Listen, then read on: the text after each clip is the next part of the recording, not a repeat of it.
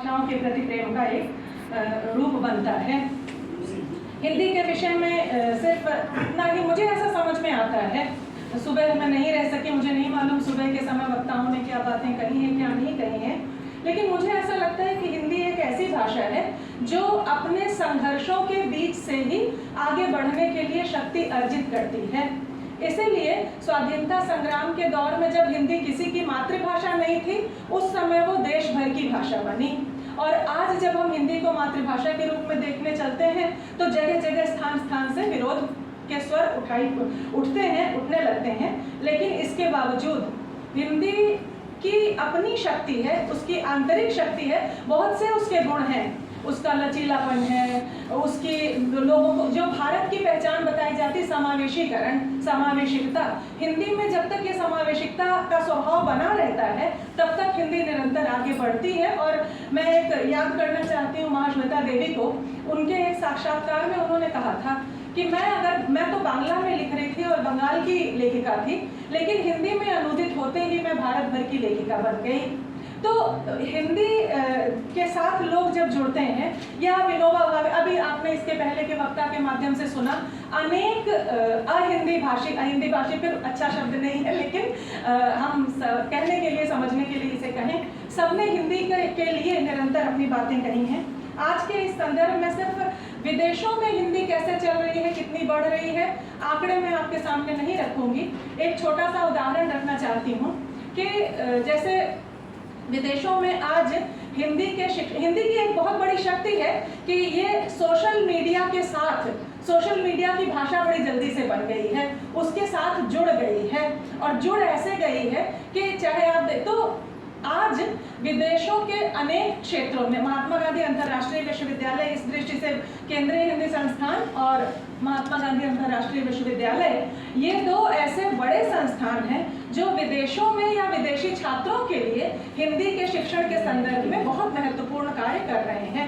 मैं एक उदाहरण बताऊं आपके सामने। एक बार मुझे टोक्यो जाने का जब मौका मिला और वहाँ पर विदेशी भाषा विश्वविद्यालय में, Tokyo university of foreign studies में, तो वहाँ पर जापान वालों के लिए जो भी विदेशी भाषाएं हो सकती हैं, सभी भाषाओं के अलग अलग केंद्र थे, अलग अलग कक्षाएं थी।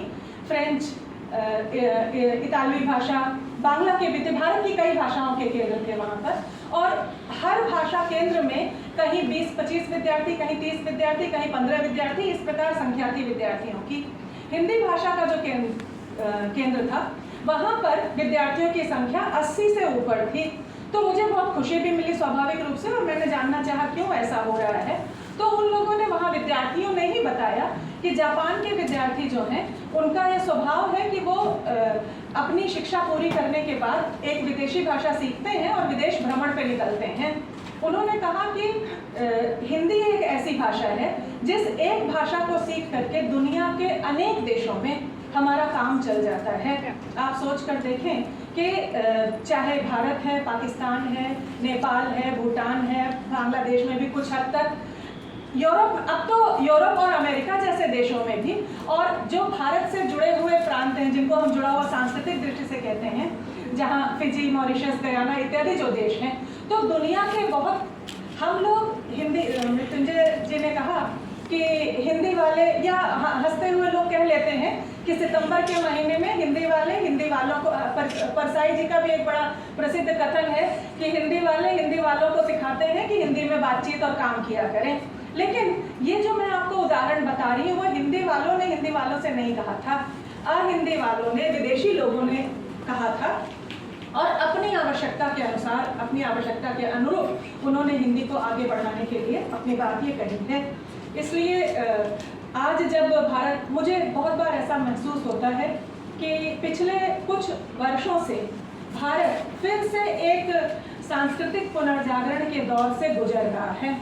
और इस सांस्कृतिक पुनर्जागरण के समय में भारत, भारतीयता, भारतीय प्रतीक, भारतीय भाषाएं, इनके प्रति हमारा समाज सजग हुआ है।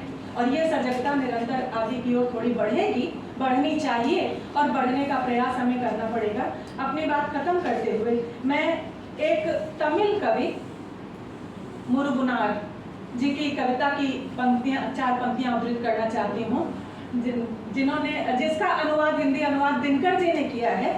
वो ये कहते हैं, तमिल कवि मुरुगनार जी कहते हैं, जिस दिन भारत के सभी लोग अपनी पसंद से चुनी हुई सबकी बोली हिंदी को अपनी जानेंगे, जिस दिन भारत के सभी लोग अपनी पसंद से चुनी हुई भारत की बोली, सबकी बोली हिंदी को अपना जानेंगे, जानेंगे केवल नहीं वरन आसानी से हिंदी में करके कामकाज सुख मानेंगे, किसी दबाव में नहीं, आसानी से हिंदी में करके कामकाज सुख मानेंगे। बस उसी दिवस दासत्व न रहने पाएगा, बस उसी रोज सच्चा स्वराज आ जाएगा। आप सबने मेरी बातें सुनी।